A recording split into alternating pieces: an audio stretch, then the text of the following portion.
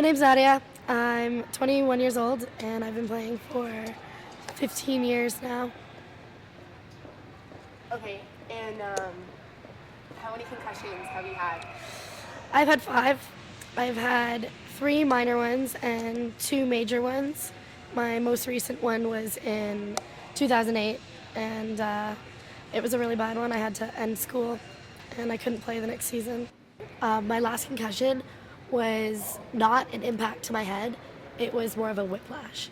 So a girl fell on top of me and I got like a kink in my neck, and that's why they didn't think I had a concussion, was because I never hit my head. But since I have a history of concussions, I guess like a concussion can develop from that. Something like what Sidney Crosby had, so now it's like soft tissue in my neck.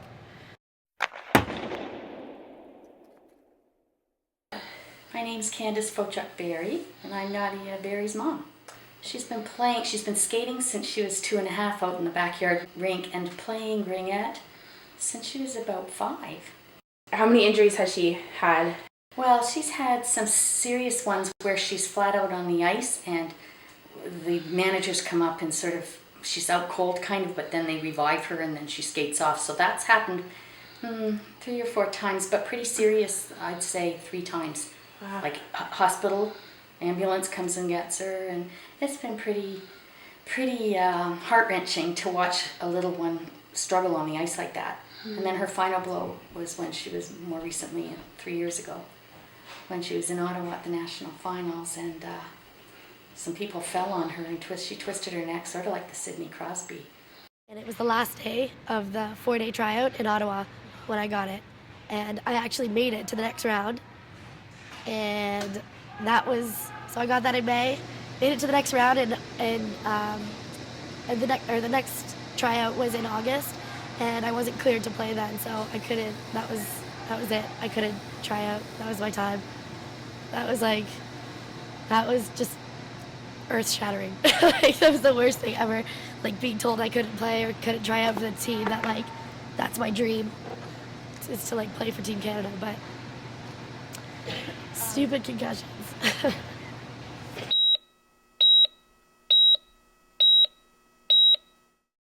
Neurologist at McMaster, Dr. Masrick. I started seeing him every couple weeks, and I did, can't remember what the test was called, but it was a focus test where I had to look at a screen and the background would move and I had to focus on like a red dot, and it was like a painful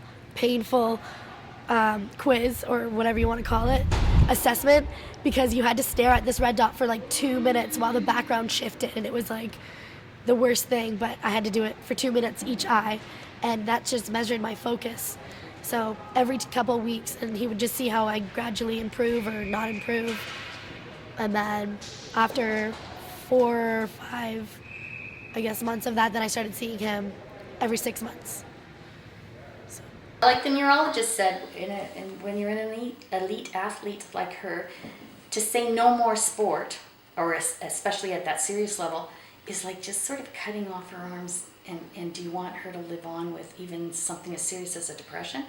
No. So you let her sort of come to terms with where she needs to be, and maybe it'll all fall out and go for the good. Mm-hmm. I know that being active in ringette is her love, and it's part of her spirit that drives her forward and helps her to get up in the morning. So I needed to just be there for support. I knew that any other further hits could be seriously damaging for her, and that would cost her a lot of things in her life, like her job and all kinds of stuff. But I'm watching her really high pain threshold, and I know when she has to shut off herself. So I let her make her own decisions, for the most part. Well, money was an issue for myself because I wanted to try and pay for my own ringette. My parents it's hard for them to pay for something that they don't believe I should be playing in. So, yeah, I missed out on Finland, which was the World Ringette Championships. I missed out on that this year, but now they're trying to get me to play again and sponsor my trip for me to play, which is, they really want me to play, which is like really amazing. So my dad doesn't know yet. My mom has said she doesn't agree, but I'm going, like, I can make my own decisions. I hope I don't get hurt. Yeah. I think every time I get on the ice, I like look at my helmet. I'm just like, please protect me today. Like, please. Like, I hope I don't get hurt. I pray like every time before I go on the ice, just like that I don't get hurt and stuff because it's so easy just to get a concussion in the ringette. But it's the risk I'm willing to take, I guess. I know it sounds awful, but I can't give it up. There's no way. Like, I would do anything to like just stay in the sport, and like I have so much passion for it. And same with the other girls, and it's just like you build a family, you build a relationship with these girls throughout the years and stuff. And yeah, I would just obviously I have 5 concussions, and I'm still like playing and stuff. It's hard to keep me away, for sure.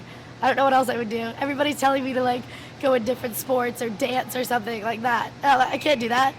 Like why? Like, I'm going to golf. I can't do golf. I'm not gonna do golf. It's too slow. It's not Ringette.